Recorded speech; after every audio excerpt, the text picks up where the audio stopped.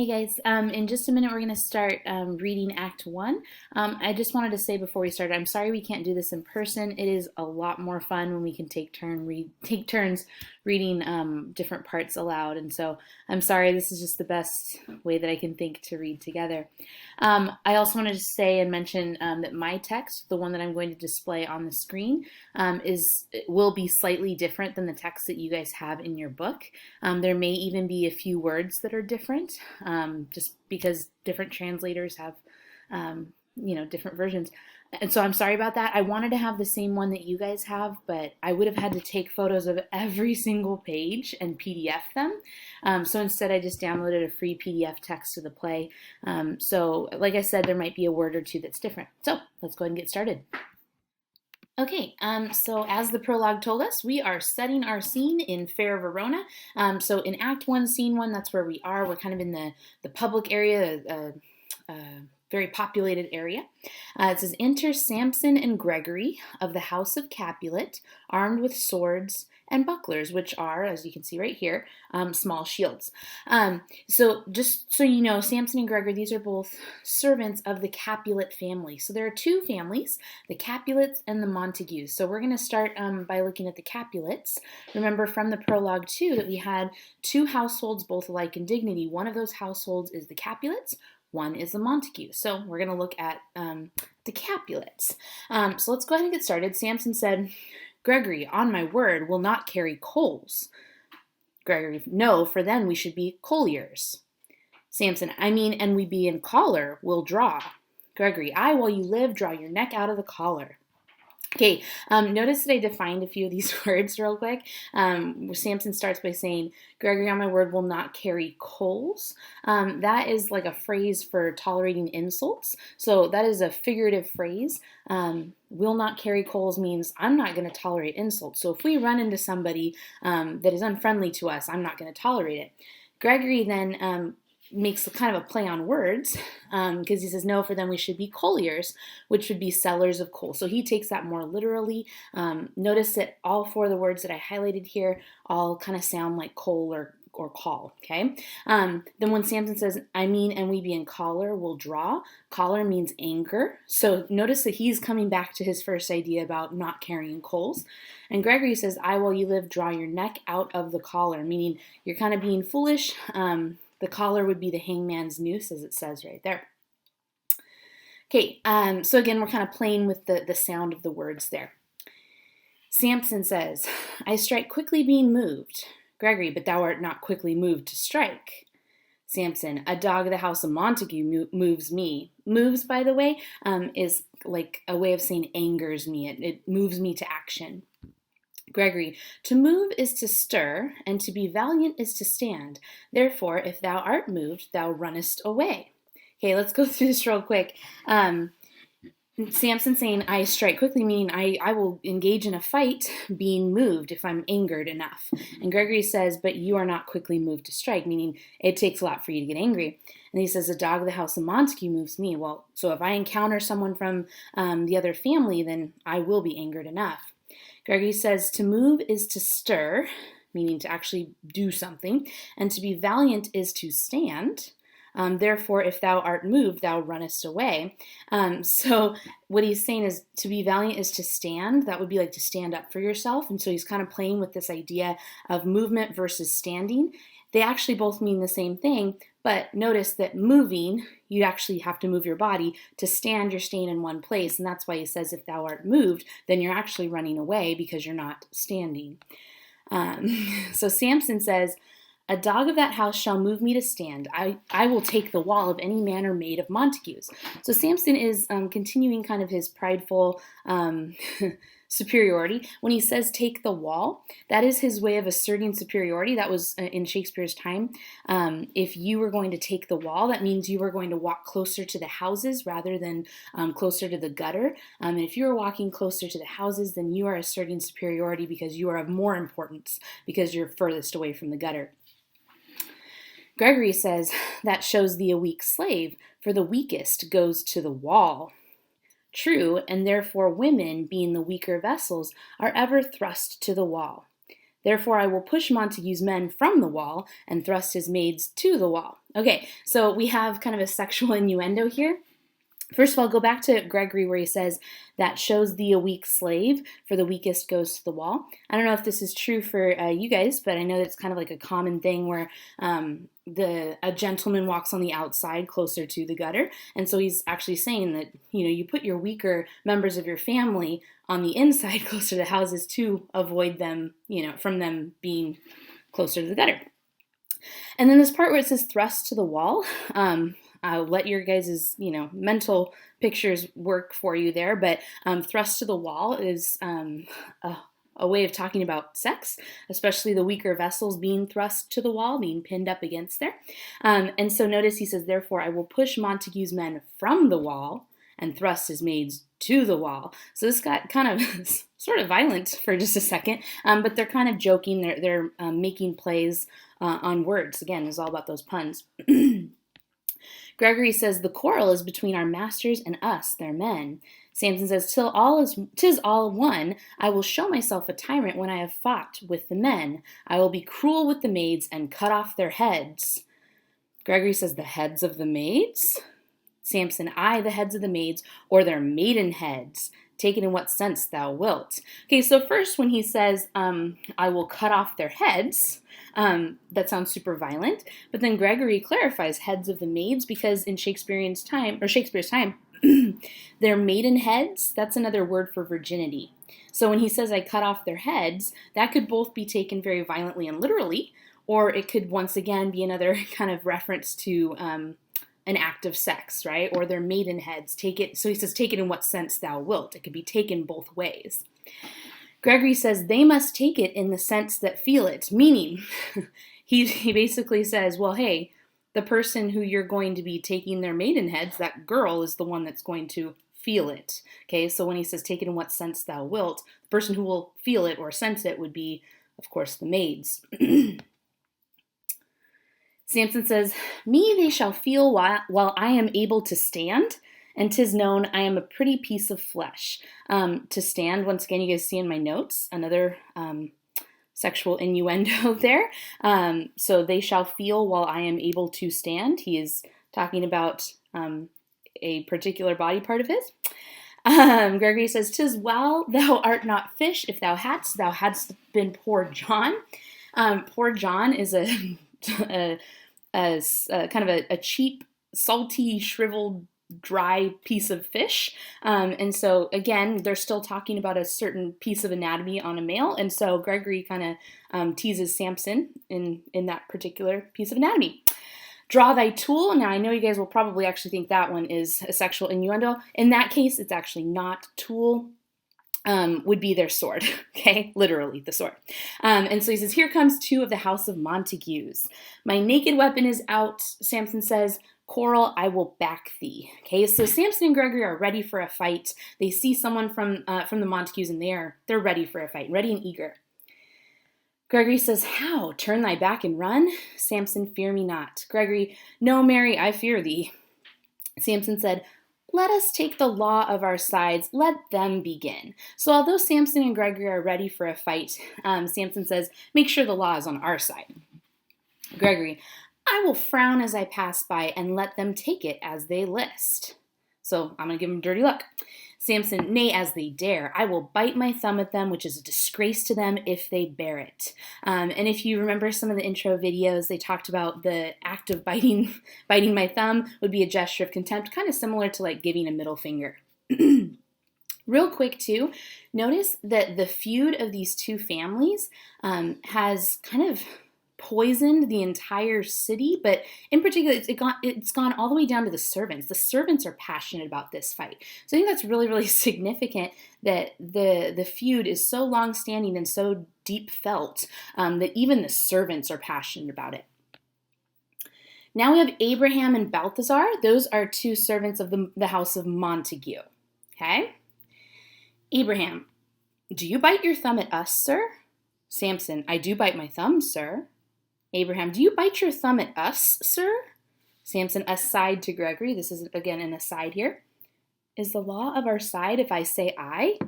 Gregory, no. Samson, No, sir, I do not bite my thumb at you, sir, but I bite my thumb, sir. Gregory, do you quarrel, sir? Abraham, quarrel, sir, no, sir. Samson, if you do, sir, I am for you. I serve as good a man as you. Abraham, no better? Samson, well, sir. Gregory, say better. Here comes one of my master's kinsmen. Samson, yes, better, sir. Abraham, you lie. Samson, draw if you be men. Gregory, remember thy swashing blow. And then they fight. Enter Benvolio. Benvolio is of the house of Montague. Okay, he's basically he's actually Romeo's cousin, but he's also kind of a good friend. So technically his cousin. We'll say cousin, because that's what he is. Okay. Notice what Benvolio says. He says, part fools, put up your swords. You know not what you do. It's interesting that Benvolio, right away, we know that he does not like the fight or does not want to fight. So that's significant because that's important to his character. Notice he again beats down their swords. Now enter Tybalt, and Tybalt is a Capulet. He is Juliet's cousin. And notice what he does. He says, what? Art thou drawn among these heartless hinds or cowardly servants? Turn thee, Benvolio, and look upon thy death. So while Benvolio was trying to break up the fight, Tybalt enjoys a fight. Okay? So that's important to know about him.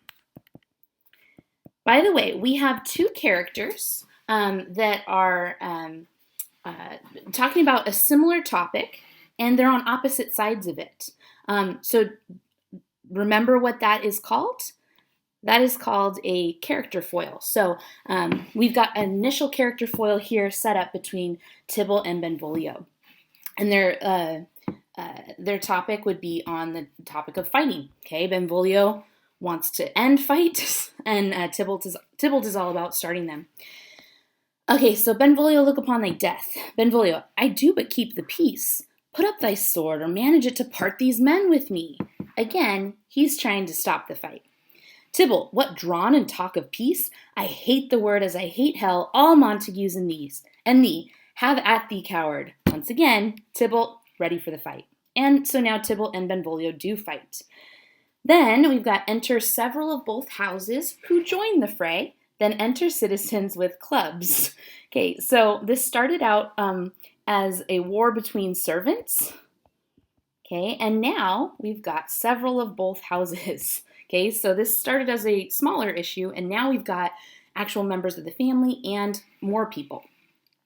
So just some first citizen says, clubs, bills, and partisans, strike, beat them down with the Capulets, down with the Montagues. So pretty much everybody's getting involved at this point. Okay, now enter Capulet. That would be like the lord of the house. Okay, essentially the main guy. And Lady Capulet, his wife. Okay. Oops, sorry. Capulet says, what noise is this? Give me my long sword. Ho. Not like ho, but like, quickly, come on. Lady Capulet, a crutch. Why call you for a sword? I love this line, because Capulet says he's ready to fight, and Lady Capulet is like, dude, you are way too old. You need a crutch, not a sword. Capulet, my sword, I say. Old Montague has come and flourishes his blade in spite of me. Now enter Montague. Again, he would be like the lord of the Montague house. And then again, Lady Montague would be his wife. Montague, thou villain Capulet, hold me not, let me go. Let me at him. Lady Montague, thou shalt not stir a foot to seek a foe. Okay, so the ladies are like, guys, this is ridiculous. You guys need to chill out. Now enter the prince with attendants. Okay, so his whole royal group. The prince says, rebellious subjects, enemies to peace, profaners of this neighbor-stained steel. Will they not hear? What ho, you men, you beasts, that quench the fire of your pernicious rage? With purple fountains issuing from your veins, on pain of torture, from those bloody hands, throw your mistempered weapons to the ground, and hear the sentence of your moved prince. Remember that moved means angry, right? So the prince is not in a good mood here as he's talking. Three civil brawls, bred of an airy word, airy meaning trivial or unimportant, by the old Capulet and Montague, have thrice disturbed the quiet of our streets, and made Verona's ancient citizens cast by their grave beseeming ornaments.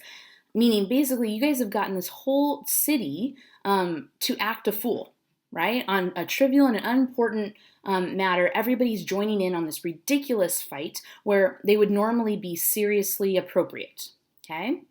To wield old partisans and hands as old, cankered with peace, to part your cankered hate. Okay, so once again, he's going on and saying this whole feud is so ridiculous, stupid, and it's so old. You guys need to get over it. Notice here, if you ever disturb our streets again, your lives shall pay the forfeit of the peace. Okay, your lives shall pay the forfeit of the peace. That's pretty intense because, again, if he basically says, if you guys start this fight again, you guys are dead. I'm done. So the prince is kind of out of patience for this whole feud. He's like, look, you do this, you're gonna pay the price. You guys will be dead. For this time, all the rest depart away. Meaning for now, you guys just leave. You, Capulet, shall go along with me, and Montague, come you this afternoon, to know our further pleasure in this case. To old Freetown, our common judgment place, once more, on pain of death, all men depart. Okay, exeunt, which means exit. Everybody's exiting except Montague, Lady Montague, and Benvolio. Remember that Benvolio is a member of the Montague family. Okay, so Montague. Who set this ancient quarrel new abroach? Speak, nephew. Were you by when it began? So he wants to know what happened. Like, how did this whole brawl start? Because a massive kind of town brawl occurred. Benvolio. Here were the servants of your adversary, and yours, close fighting, ere I did approach. Ere means before, by the way. I drew to part them, in the instant came the fiery Tybalt, with his word prepared, which, as he breathed defiance to my ears, he swung about his head and cut the winds. Who nothing hurt withal hissed him in scorn, while we were interchanging thrusts and blows, came more, and fought on part and part, till the prince came, who parted either part. Okay, so Benvolio basically tells him what happened, right? That essentially he and Tybalt got into it. And then it got out of hand from there. Lady Montague, oh, where is Romeo? Saw you him today? Right glad I am he was not at this fray. Benvolio, Madam, an hour before the worshipped sun peered forth the golden window of the east, basically before dawn, a troubled mind drave me to walk abroad, where underneath the grove of sycamore that westward rooteth from the city's side, so early walking did I see your son. Towards him I made, but he was ware of me, and stole into the covert of the wood. Okay, so Benvolio says, hey, actually I was up really, really early, and I saw Romeo, but then he saw me, and he hid. I, measuring his affections by my own, meaning basically I could tell how he was feeling, that most are busied when they're most alone. Basically, he wanted to be alone. I pursued my humor, not pursuing his, and gladly shunned who gladly fled from me. So I noticed that Romeo wanted to be alone. I didn't really care, so I left him alone.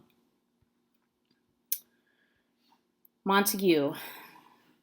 Many a morning hath he been there seen, or hath he there been seen, with tears augmenting the fresh morning dew.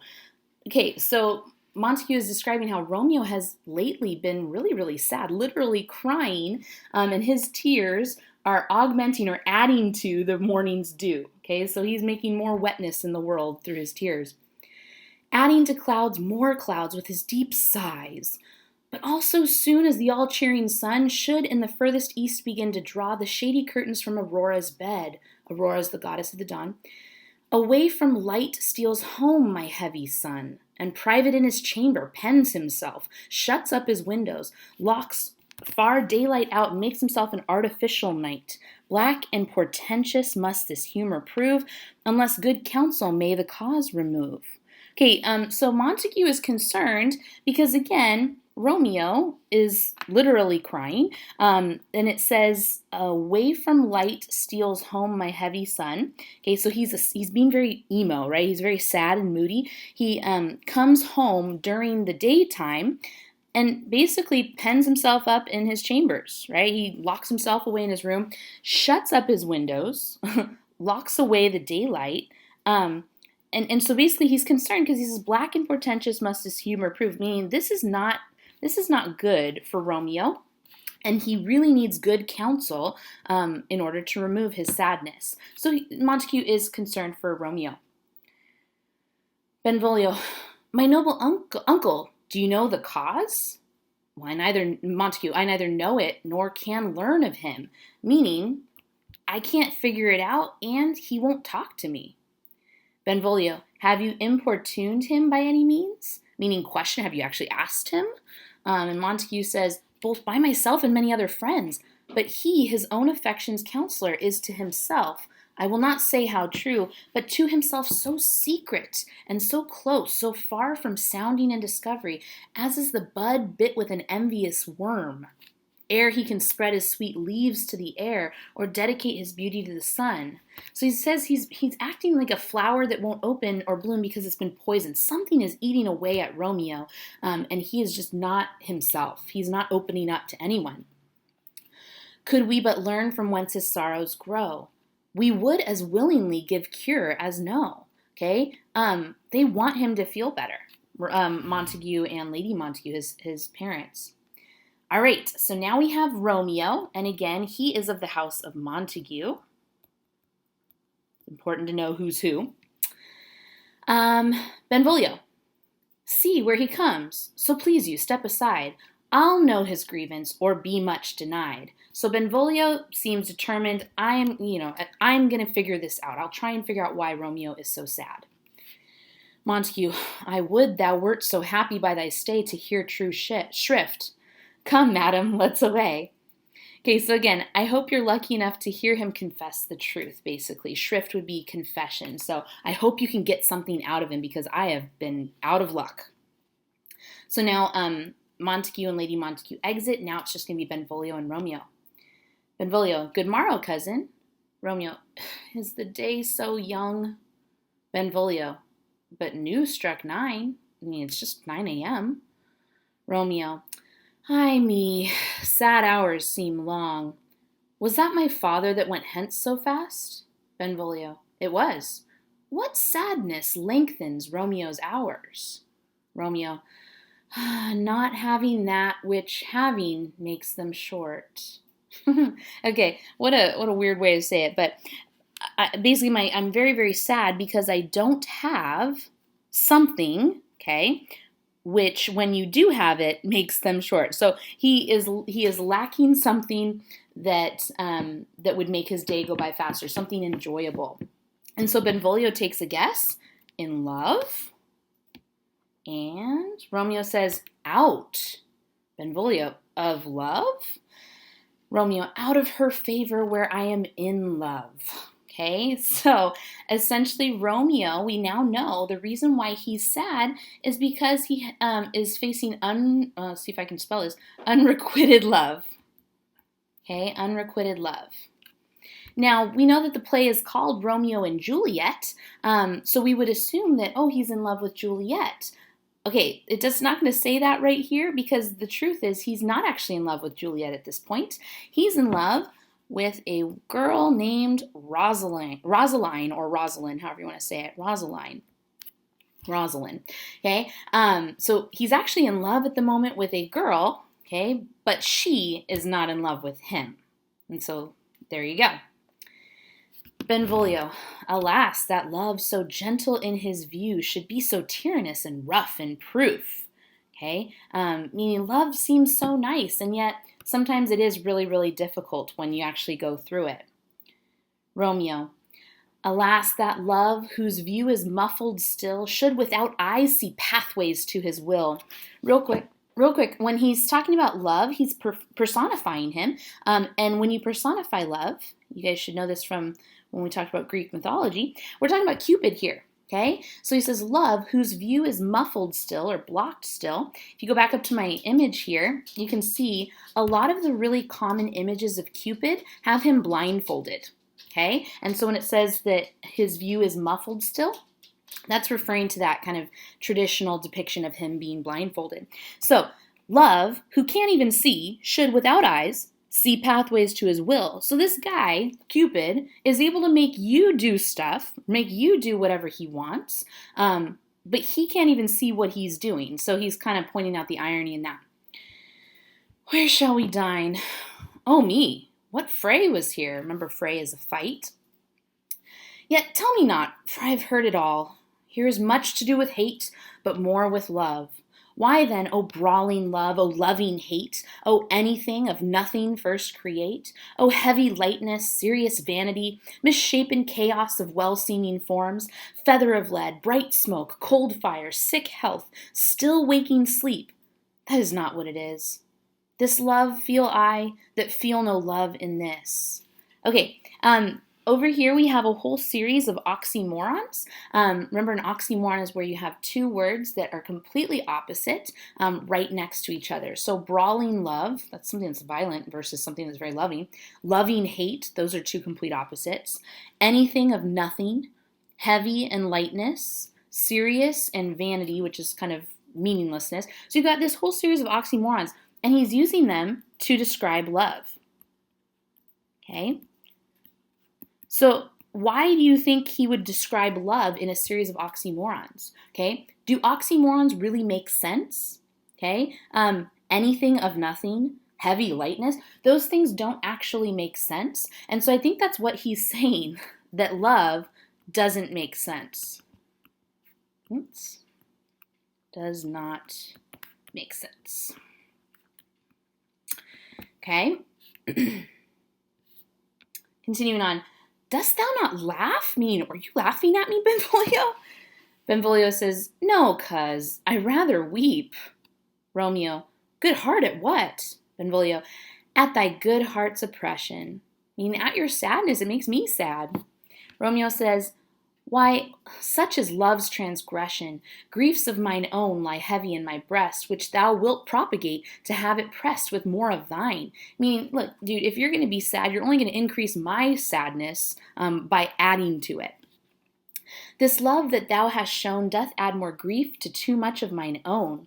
Love is a smoke raised with the fume of sighs, being purged a fire sparkling in lovers' eyes, being vexed a sea nourished with lovers' tears. What is it else? A madness most discreet, a choking gall and a preserving sweet. Farewell, my cuz. Okay, again, notice how totally Debbie Downer Romeo is here in this section. He is just full of sadness and frustration, all because of this woman who will not return his love. Benvolio, soft, I will go along, meaning hang on, I'll go with you. And if you leave me so, you do me wrong. Romeo, tut, I have lost myself, I am not here. This is not Romeo, he's some other where. Benvolio, tell me in sadness, who is that you love? Romeo, what, shall I groan and tell thee? Benvolio, groan, why no, but sadly tell me who. Romeo, bid a sick man in sadness make his will. Ah, word ill urged to one that is so ill. In sadness, cousin, I do love a woman.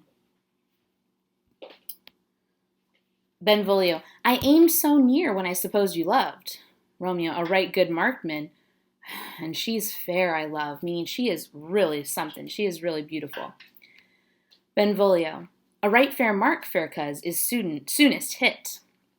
Romeo, well, in that hit you miss. She'll not be hit with Cupid's arrow. She hath Diane's wit. Let's process that for just a second. In that hit you miss, she'll not be hit with Cupid's arrow. Okay, what is Cupid's arrow supposed to do? It's supposed to make you fall in love. So notice that he's commenting, hey, this girl that I love is not willing to be in love. She hath Diane's wit. And who is Diane? That's Diana. And if you guys remember your Greek mythology, Diana is the same as Artemis. And Artemis, or Diana, is the goddess of chastity. Remember that she never marries, never has kids. And so essentially Romeo is saying, look, I'm in love with a girl who is vowed to never marry. Okay, so he's kind of in a bad position here. And in strong proof of chastity well armed, from love's weak childish bow she lives unharmed. She will not stay the siege of loving terms, meaning she, like anything I throw at her, any efforts towards wooing her, they are not working. okay, and they won't work because she is vowed to stay celibate. Nor bide the encounter of assailing eyes, nor ope her lap to saint-seducing gold. Oh, she is rich in beauty, only poor, that when she dies with beauty dies her store. Okay, when she dies, beauty dies her store. Meaning, look at my note on the side, her beauty will die with her if she does not marry and have children to pass her beauty on to. Okay, so he's commenting on how sad it is that she's going to remain chaste her entire life because because she can't pass on that beauty that she has to anyone else. Benvolio. Then she hath sworn that she will still live chaste? Romeo. She hath, and in that sparing makes huge waste. For beauty starved with her severity cuts beauty off from all posterity. Okay, so once again, we're returning back to that idea that, hey, it's almost like she's being selfish here by not sharing her beauty with the world, by not sharing her beauty for generations to come. She is too fair, too wise, wisely too fair, to merit bliss by making me despair. What he means here is it's not fair that she earns honor in heaven to merit bliss. The idea of staying chaste your entire life or not having sex for your entire life. It's like, oh, that's something, worthy of respect and honor. But in doing so, she's making him despair. So she's making him suffer on earth. And so he's like, it's not right. Okay. She's too beautiful for that. She hath forsworn to love, meaning sworn not to love, and in that vow do I live dead that live to tell it now. Now Benvolio is going to give some advice here. He says, be ruled by me. Take my advice. Forget to think of her. Forget about her. Romeo, oh, teach me how I should forget to think. Okay. Interesting here because there's some massive irony. Okay. Teach me how I should forget to think. We know that he's actually in love right now with a girl named Rosalind, okay, or Rosaline.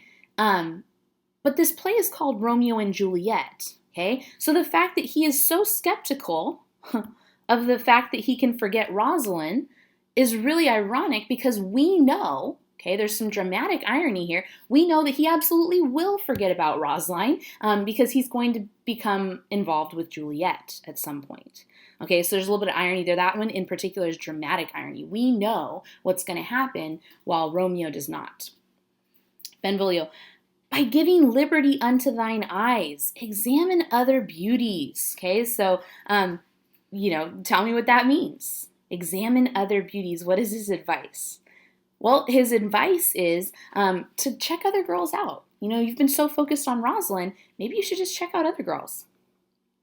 Romeo, 'tis the way to call hers exquisite in question more. He's so doubtful here. He's like, that will only make her beauty more strongly present in my mind. If I look at other girls, I'm just going to remember how beautiful Rosalind is. These happy masks that kiss fair ladies' brows, being black, put us in mind they hide the fair. He that is struck and blind cannot forget the precious treasure of his eyesight lost. Looking elsewhere is not going to make me forget how beautiful Rosaline is. Show me a mistress that is passing fair. What doth her beauty serve but as a note where I may read who passed that passing fair? Okay, so again, he's talking about someone who would surpass in beauty that very woman. He says, I don't see how that's possible. Show me a mistress that is passing fair. What doth her beauty serve but as a note where I may read who passed that passing fair? Meaning, again, if I look at other girls, okay, I'm only going to remember that Rosaline is still yet more beautiful. So again, there's irony here because we know this play is not called Romeo and Rosaline. Okay, it's called Romeo and Juliet. So we know as an audience that he's going to see Juliet and he's going to fall in love with her. Okay, Romeo, farewell, thou canst not teach me to forget. Benvolio, I'll pay that doctrine or else die in debt. So Benvolio says, I'm going to teach you to forget or die trying. And that is where we're going to end Act 1. Scene 1, sorry. Act 1, Scene 1.